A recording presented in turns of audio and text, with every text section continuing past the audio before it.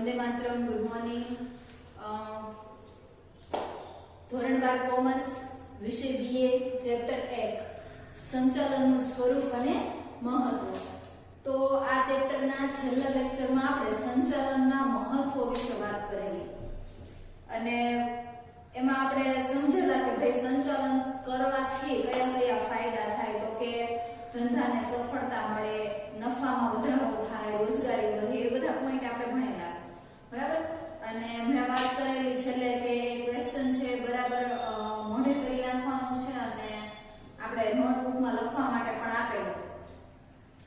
તો વિદ્યાર્થી મિત્રો એક વાત યાદ રાખવાની કે દરરોજ જે ક્વેશ્ચન ચાલે છે બરાબર, કમસે કમ એ ક્વેશ્ચનના મુદ્દા તમને યાદ રહી જવા જોઈએ બરાબર. જે કોઈ સવાલમાં 6 મુદ્દા હોય, 7 મુદ્દા હોય, 5 મુદ્દા હોય તો એ મુદ્દાને બરાબર મોઢે કરી લેવાના બરાબર. એ મુદ્દાને બરાબર મોઢે કરી લેવાના એટલે પછી એ મુદ્દાના આધારે અંદર સમજાવતા આપણને આવડે એ રીતે શીખવાની ટ્રાય કરવાની. તો ચાલો આજે આપણે 3 વિધાનો ભણવાના છે બરાબર. સંચાલન એક વિજ્ઞાન છે, સંચાલન એક કળા છે અને સંચાલન એક વ્યવસાય છે બરાબર. 3 વિધાનો આપણે ભણવાના છે. સંચાલન એક વિજ્ઞાન છે, સંચાલન એક કળા છે. આ બે જે વિધાનો છે ને એ 2 માર્ક્સમાં પૂછાય છે બરાબર. આ વિધાન 2 માર્ક્સમાં પૂછાઈ શકે, આ વિધાન પણ 2 માર્ક્સમાં પૂછાઈ શકે અને આ જે વિધાન છે ને સંચાલન એક વ્યવસાય છે, આ વિધાન 3 માર્ક્સમાં પૂછાઈ શકે બરાબર. તો ચાલો આ 3 વિધાનો છે એ આપણે આજે ભણવાના છે. તો પહેલું આપણે શરૂઆત કરીએ કે સંચાલન એક વિજ્ઞાન છે. વિધાન સમજાવો. આપણે એવું સાબિત કરવાનું છે કે આપણું જે સંચાલન છે ને, આપણું જે મેનેજમેન્ટ છે ને એ એક સાયન્સ છે, એક વિજ્ઞાન છે એવું આપણે પ્રૂવ કરવાનું છે, એવું આપણે સાબિત કરવાનું છે. હવે સમજો કે આપણે એવું સાબિત કરવું હોય કે સંચાલન છે ને એ વિજ્ઞાન છે તો આપણે એવી વસ્તુઓ શોધવી પડે. આપણે એવું સાબિત કરવું પડે કે જો વિજ્ઞાનની અંદર આટલી વસ્તુઓ છે અને ઈ જ વસ્તુઓ સંચાલનની અંદર છે તો આપણે એમ કહી શકાય કે સંચાલન એક વિજ્ઞાન છે. હવે સપોઝ કે આપણે એવું સાબિત કરવું હોય કે આ 2 ચોક છે સરખા જ છે બરાબર, મતલબ કે એની બનાવટ છે સરખી છે એવું સાબિત કરવું હોય તો શું કરાય કે આ ચોક જે વસ્તુનો બનેલો છે એ જ વસ્તુનો ઉપયોગ કરીને આ ચોક બનાવેલો છે એવું આપણે સાબિત કરવું પડે કે નહીં. તો એમ કહી શકાય કે 2 ચોક છે એ સરખા છે.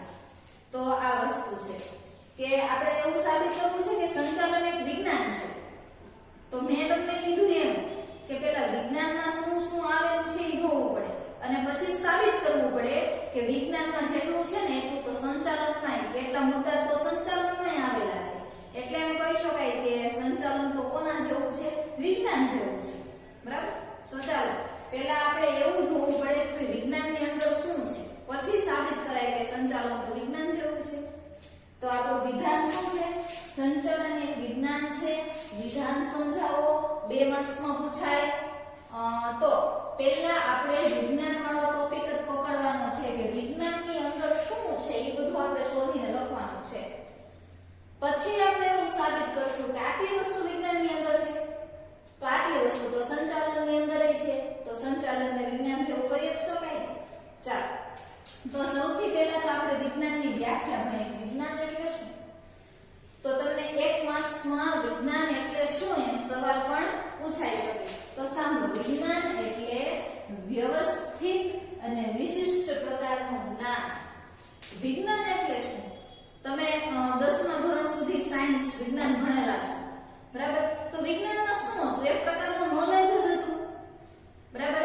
માનવીના હૃદયની રચના છે, આંખની રચના છે, બરહીગોળ લેન્સ છે બરાબર, અરીસો છે, એની બધાની રચનાઓ, એના બધાની વિશેનું નોલેજ તો તમે મેળવતા હતા. વિજ્ઞાનમાં તમે શું ભણ્યા હતા? એક પ્રકારનું નોલેજ જ હતું. એ હતું કે નહીં? એક પ્રકારનું જ્ઞાન જ હતું પણ વિશિષ્ટ અને વ્યવસ્થિત પ્રકારનું જ્ઞાન. તો વિજ્ઞાન એટલે શું એમ પૂછાય તો શું લખવાનું કે વ્યવસ્થિત અને વિશિષ્ટ પ્રકારનું જ્ઞાન એટલે વિજ્ઞાન.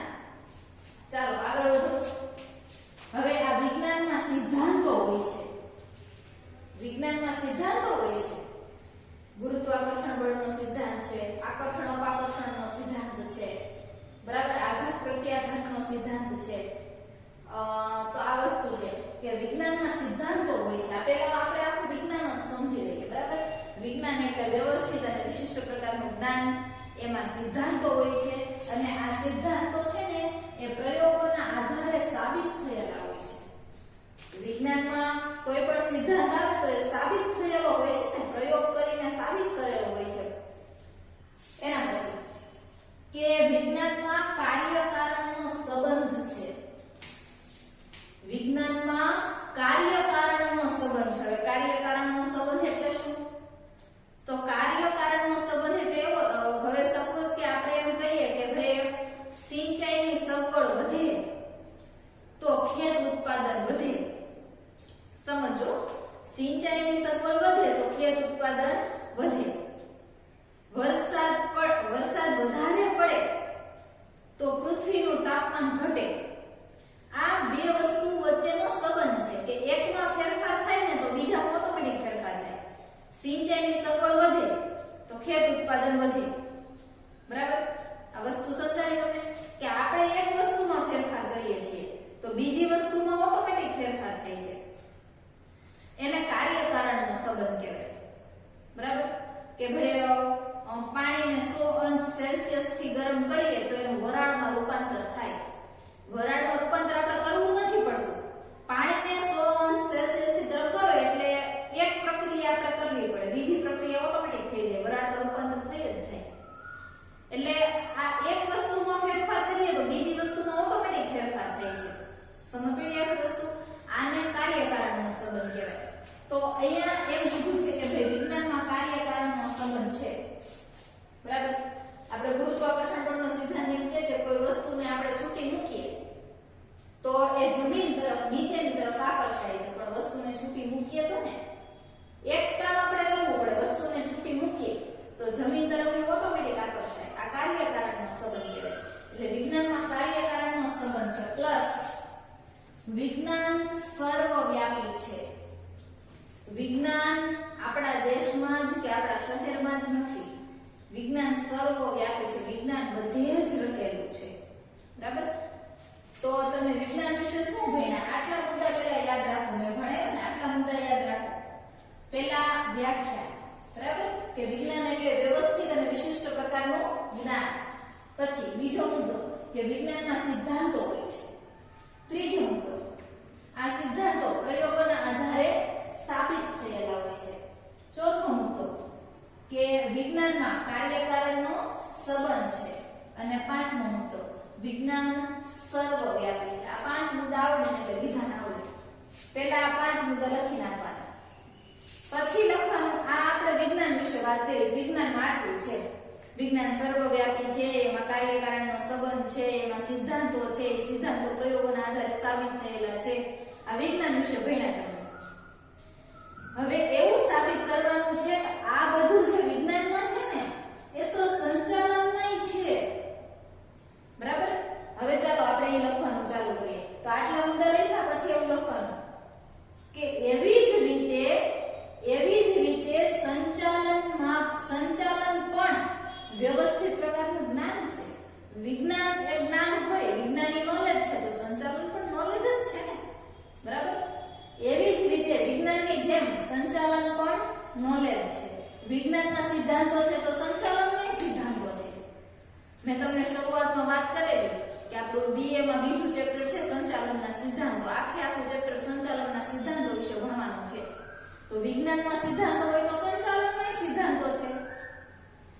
પછી કે ભાઈ આ સિદ્ધાંતો, વિજ્ઞાનના સિદ્ધાંતો પ્રયોગોના આધારે સાબિત થયેલા છે તો સંચાલનના સિદ્ધાંતો પ્રયોગોના આધારે, અનુભવના આધારે સાબિત થયેલા છે. વિજ્ઞાનમાં કાર્યકારણનો સંબંધ છે તો સંચાલનમાં કાર્યકારણનો સંબંધ છે.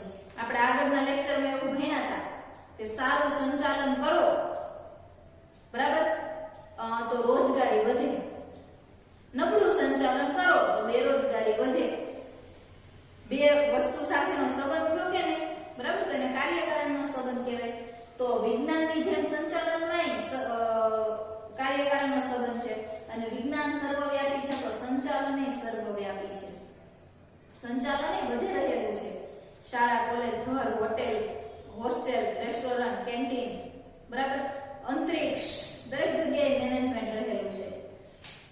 તો હવે આખું વિધાન શાંતિથી સાંભળો કે તમને એમ પૂછાય કે સંચાલન એક વિજ્ઞાન છે, સમજાવો. તો આ 5 મુદ્દા છે ને વિજ્ઞાન વિશે લખી નાખવાના અને પછી એ જ 5 મુદ્દા પાછા સંચાલન વિશે લખવાના અને પછી છેલ્લે એવું લખવાનું કે આના આધારે એવું કહી શકાય કે સંચાલનમાં તો વિજ્ઞાન જેવા જ લક્ષણો છે. તો સંચાલનને વિજ્ઞાન કહી જ શકાય ને. સાંભળો, વિજ્ઞાન એટલે વ્યવસ્થિત અને વિશિષ્ટ પ્રકારનું જ્ઞાન જેમાં સિદ્ધાંતો હોય છે. એ સિદ્ધાંતો પ્રયોગોના આધારે સાબિત થયેલા હોય છે. બરાબર, વિજ્ઞાનમાં કાર્યકારણનો સંબંધ છે અને વિજ્ઞાન એ સર્વવ્યાપી છે. ફરીથી રિપીટ મારો. આ 5 મુદ્દા છે ને એ ફરીથી રિપીટ મારવાના, પણ કોના આધારે? હવે સંચાલનના આધારે. કે સંચાલન એ વ્યવસ્થિત પ્રકારનું જ્ઞાન છે, સંચાલનમાં સિદ્ધાંતો છે, એ પણ પ્રયોગો અને અનુભવના આધારે સાબિત થયેલા છે, સંચાલનમાં કાર્યકારણનો સંબંધ છે અને વિજ્ઞાનની જેમ સંચાલન પણ સર્વવ્યાપી છે. તેથી કહી શકાય કે સંચાલનમાં પણ વિજ્ઞાન જેવા જ લક્ષણો જોવા મળે છે. તો એટલે કહી શકાય કે સંચાલન એક શું છે? વિજ્ઞાન છે. તો 5 મુદ્દા યાદ રાખીને 2 વાર રિપીટ કરી નાખો એટલે વિધાન પૂરું. બીજું વિધાન, સંચાલન એક કળા છે. બરાબર, સંચાલન એક કળા છે. વિધાન સમજાવો. તો કળા એટલે શું પહેલા તો કે કળા, હવે અહીંયા મેં ઉદાહરણ આપેલા છે કે ભાઈ ચિત્રકળા, શિલ્પકળા, વક્તૃત્વ કળા, સંગીત કળા, નૃત્ય કળા, બધી તો બહુ બધી, બરાબર, નાટ્ય કલા છે, અભિનય કલા છે. તો વિદ્યાર્થી મિત્રો બોલતા બધાને આવડતું હોય, બરાબર, પણ બધાય પાસે વક્તૃત્વ કળા છે એવું ન કહી શકાય. બરાબર, બોલ અને જેવું તેવું ગીત ગાતા બધાને આવડતું હોય તો આપણે બધા કઈ સંગીતકાર થોડા છીએ. બરાબર, બધાની પાસે સંગીતની કળા નથી. તો આપણને ગાતા આવડે છે, સંગીતકારને ગાતા આવડે છે, પણ બેમાં ડિફરન્સ છે ને. બરાબર, એનામાં ગાવાની એક સ્પેશિયલ આવડત છે. ચિત્ર દોરતા તો આપને આવડતું હોય અને ચિત્રકાર હોય એને ચિત્ર દોરતા આવડતું હોય, પણ બેમાં ફેર છે કે એની પાસે ચિત્ર દોરવાની એક કહેવાય કે ઊંડું એનામાં જ્ઞાન છે, ચિત્ર દોરવાની એનામાં આવડત છે, એનામાં નિપુણતા છે, કુશળતા છે, કૌશલ્ય છે. સમજ પડી આખી વાત? કે એનામાં કળા છે એવું કહી શકાય કે ચિત્રકાર છે ને એને ચિત્ર દોરવાની કળા છે. પેલો ડાન્સર, બરાબર, આપણને જેવો તેવો ડાન્સ આવડતો હોય, પણ ડાન્સર આપણે બધા શોમાં જોતા હોઈએ છીએ, બરાબર, સુપર ડાન્સર છે, ડાન્સ ઇન્ડિયા ડાન્સ છે, તો એમાં આપણે જોતા હોઈએ છીએ કે એ લોકો કેટલો સરસ ડાન્સ કરતા હોય. આપણે એના જેટલો ન કરી શકીએ. શું કામ? એનામાં આવડત છે, એનામાં કળા છે. તો જેનામાં આવડત હોય ને, કાર્ય કરવાની આવડત, એને કળા કહેવાય. ચિત્ર દોરવાની આવડત હોય એને ચિત્રકળા કહેવાય. ડાન્સની આવડત હોય એને નૃત્ય કળા કહેવાય. બરાબર, આપણને હમણાં એક પથ્થર આપ્યો હોય તો એમાંથી આપણે મૂર્તિ કોતરી શકીએ નહીં. પેલો શિલ્પકાર હોય ને એ મૂર્તિ કોતરી નાખે પથ્થરમાંથી. શું કામ? એની પાસે આવડત છે. તો મીન્સ કળા એટલે શું? કામ કરવાની આવડત, કુશળતા, કૌશલ્ય, નિપુણતા.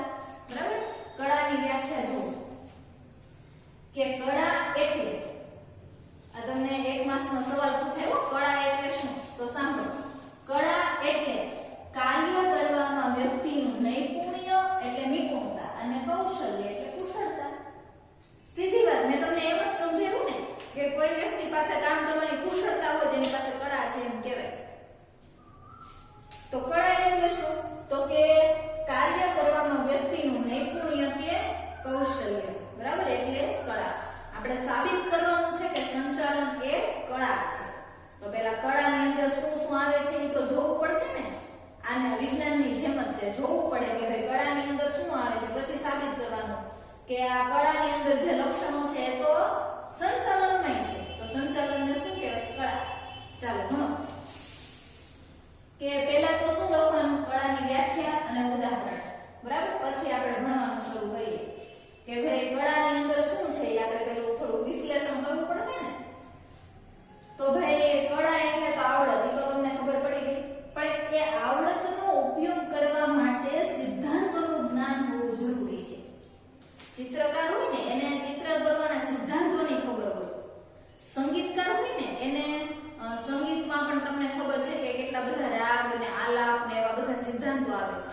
સંગીતકારને એ સિદ્ધાંતોની ખબર હોય, ચિત્રકારને એના સિદ્ધાંતોની ખબર હોય, શિલ્પકાર હોય તો એને એ કોતરણીના સિદ્ધાંતોની ખબર હોય, બરાબર? તો એ આવડતનો ઉપયોગ કરો, કળા નહીં તે સિદ્ધાંતો હોય. તો કલાકાર હોય ને એની પાસે સૈદ્ધાંતિક જ્ઞાન હોવું જરૂરી, સિદ્ધાંતોનું જ્ઞાન હોવું જરૂરી છે.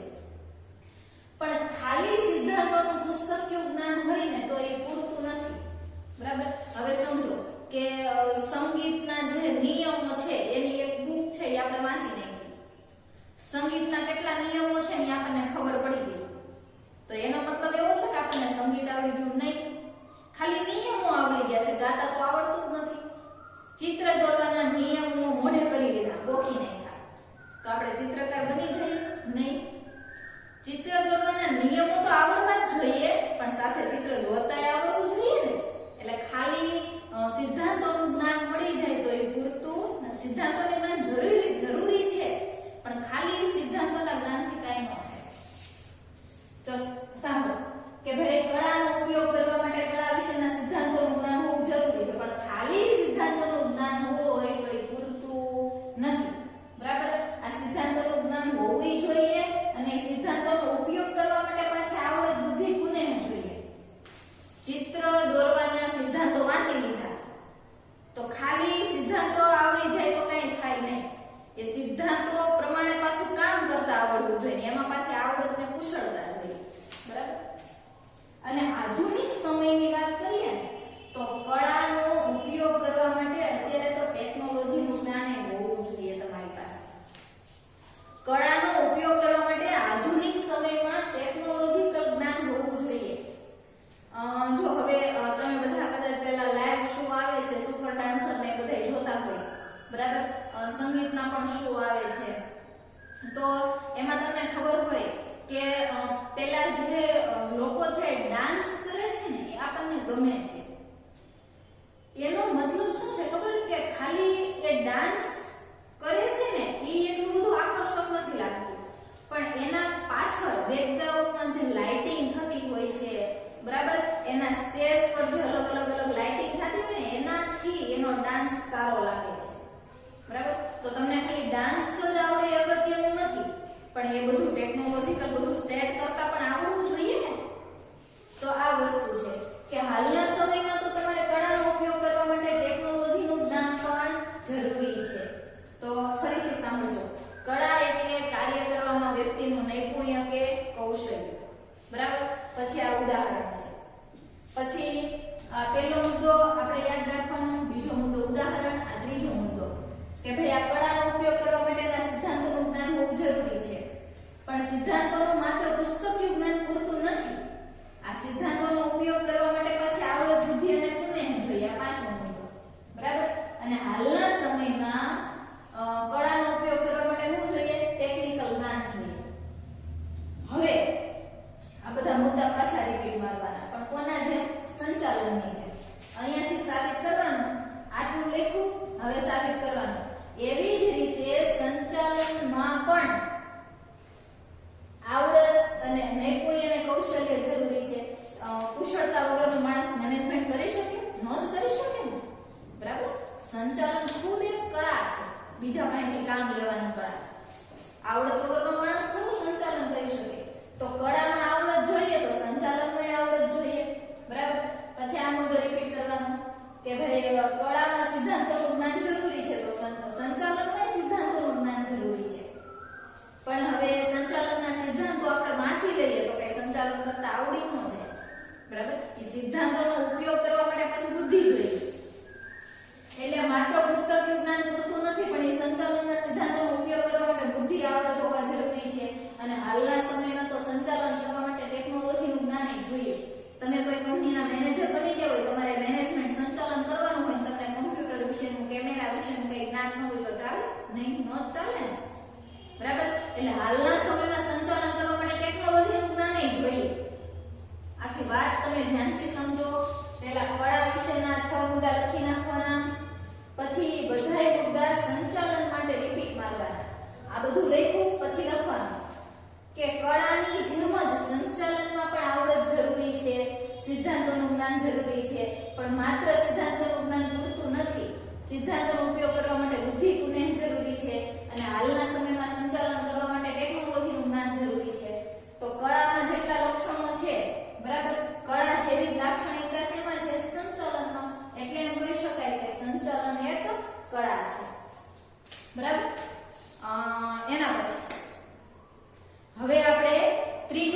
ભણવાનું છે. 3 માર્ક્સમાં પૂછાય છે કે સંચાલન એક વ્યવસાય છે, વિધાન સમજાવો. બરાબર, સંચાલન એક વ્યવસાય છે, વિધાન સમજાવો. તમે આ બે વસ્તુ ભણ્યા છે, તમને એટલી ખબર હોવી જોઈએ કે હવે કરવાનું શું છે. આમાં વિજ્ઞાનમાં જે લક્ષણો હતા એ સંચાલનમાં સાબિત કર્યા. આમાં કળાના લક્ષણો હતા ને એ જ પાછા સંચાલનમાં સાબિત કર્યા. આમાં શું કરવાનું છે કે પેલા વ્યવસાયના લક્ષણો શોધી લેવાના, પછી સાબિત કરવાનું કે વ્યવસાયમાં જેટલા મુદ્દા છે એટલા તો સંચાલનમાંય છે, તો સંચાલનને શું કહેવાય? વ્યવસાય. પણ પેલા એ તો ખબર હોવી જોઈએ ને કે વ્યવસાય એટલે શું. તો ચાલો પેલા આપણે હું તમને વાત કરી દઉં કે આ બધા જે છે ડોક્ટર છે, વકીલ છે, એન્જિનિયર છે, એ લોકો જે કામ કરે છે ને એ વ્યવસાય કરે છે એમ કહેવાય. બરાબર, કારણ કે એ લોકો શું કરે ખબર કે પેલા ભણે, નોલેજ મેળવે, પછી એની પાસે નોલેજ આવી જાય ને એટલે નોલેજ એના જ્ઞાનનો લાભ કોને આપે? લોકોને. અને લોકો પાસેથી ફી મેળવે. દાખલા તરીકે કોઈ સર્જન છે, બરાબર, કોઈ ડોક્ટર છે સર્જન, એને ઓપરેશનનું બધું જ્ઞાન મેળવી લીધું, પછી જ્ઞાનનો લાભ સમાજને આપે અને સમાજ પાસેથી ફી વસૂલ કરે. એવી જ રીતે વકીલ પણ એમ જ કરે છે, કાયદાનું જ્ઞાન મેળવે, પછી જ્ઞાનનો લાભ સમાજને આપે, ફી મેળવે. ટૂંકમાં આ લોકો જે પ્રવૃત્તિ કરે છે ને એ વ્યવસાય કહેવાય. ચાલો પેલા વ્યવસાયની વ્યાખ્યા યાદ રાખજો, 1 માર્ક્સમાં પૂછાય. વ્યવસાય એટલે શું?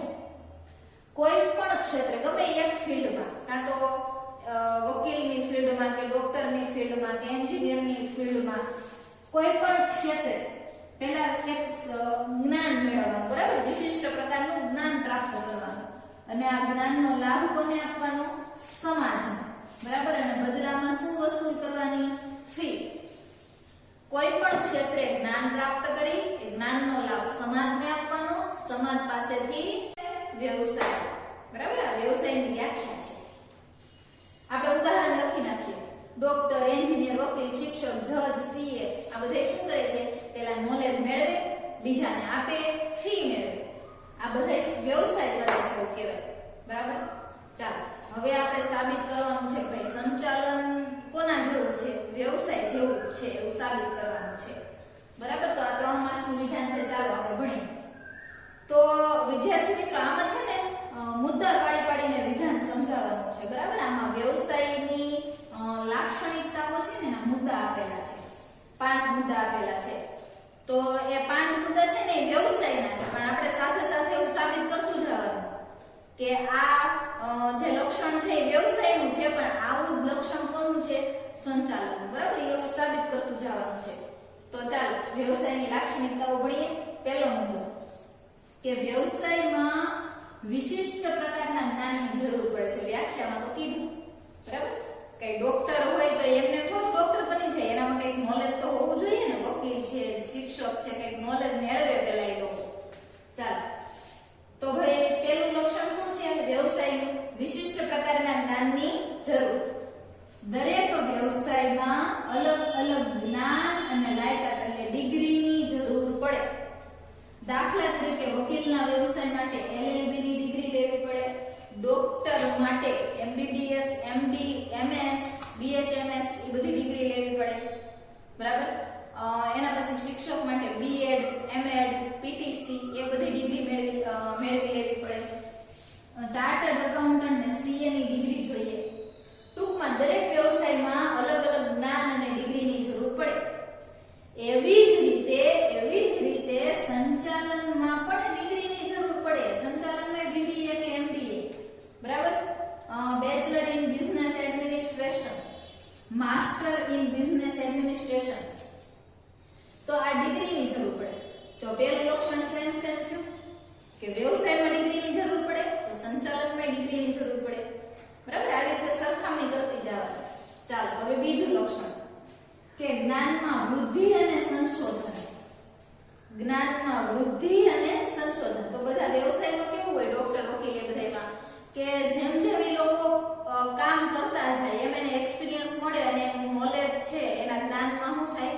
વધારો થાય. બરાબર, પહેલા તમે જોવો કે કોઈ ડોક્ટર હોય અને દવાખાનું નાખ્યું હોય નવું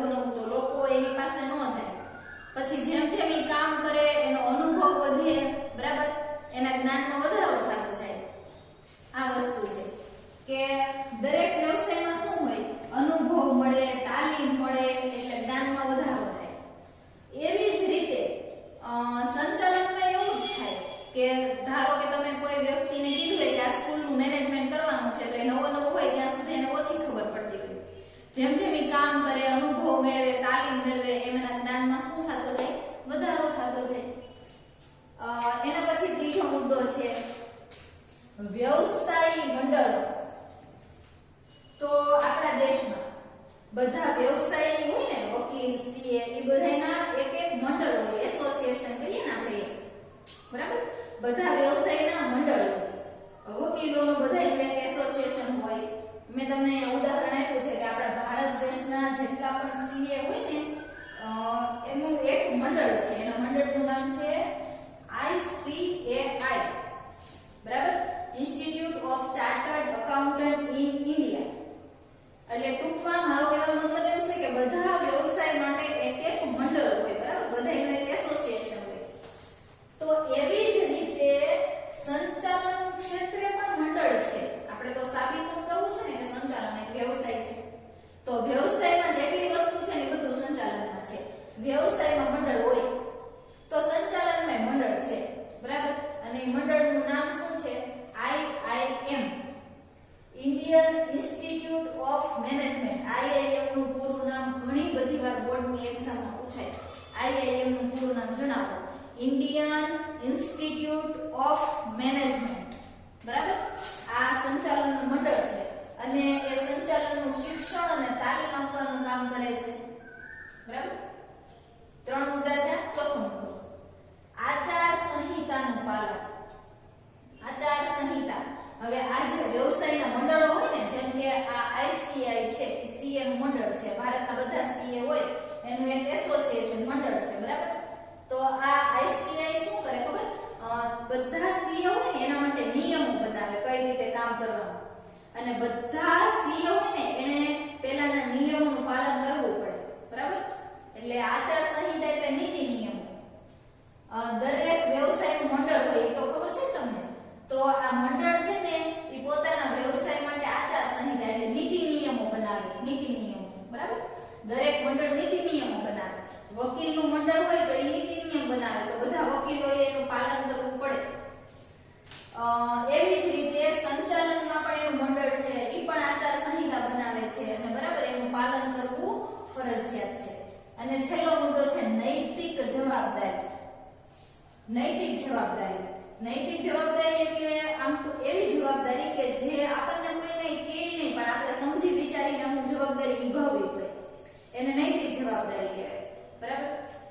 તો સાંભળો કે આ જે વ્યવસાય કરનાર વ્યક્તિ છે ને એને પોતાના વ્યવસાય પ્રત્યે નિષ્ઠાવાન રહેવું જોઈએ, બરાબર? કોઈની સાથે છેતરપિંડી કેવું ન કરાય અને નૈતિક જવાબદારી નિભાવવી જોઈએ.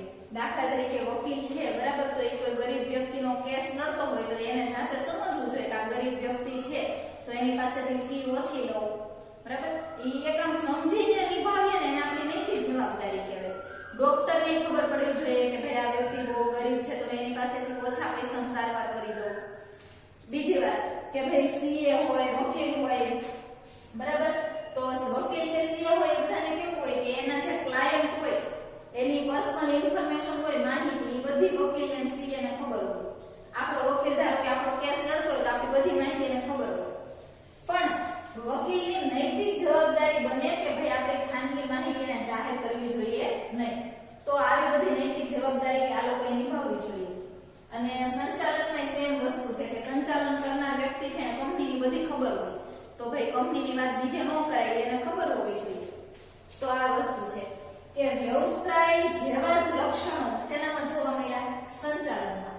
એટલે એમ કહી શકાય કે સંચાલન એક વ્યવસાય છે, બરાબર? તો આપણા ત્રણેય વિધાનો છે અહીંયા પૂરા થાય છે, બરાબર? સમજી લેજો, વાંચી લેજો, મોઢે કરી લેજો અને પાકી બુકમાં 3 વિધાનો જેવી રીતે આપણે સમજ્યા છીએ ને એવી રીતે એ ત્રણેય વિધાનો બુકમાં લખવાના છે, બરાબર? અને ટેક્સ્ટ બુક માંથી પણ વ્યવસ્થિત વાંચી લેજો. મેં એમાંથી થોડુંક સિમ્પલ કરીને તમને સમજાવેલું છે, બરાબર? એટલે આપણે જે રીતે સમજ્યા છીએ વિડિયો 2-3 વાર જોઈ વ્યવસ્થિત અને મોઢે કરીને ટેક્સ્ટ બુકમાં લખવાનું છે. ઓકે વિદ્યાર્થી મિત્રો, તમારા હેલ્થનું ધ્યાન રાખજો અને બધાય ભણતા રહેજો. અસ્તુ. જય હિન્દ, જય ભારત.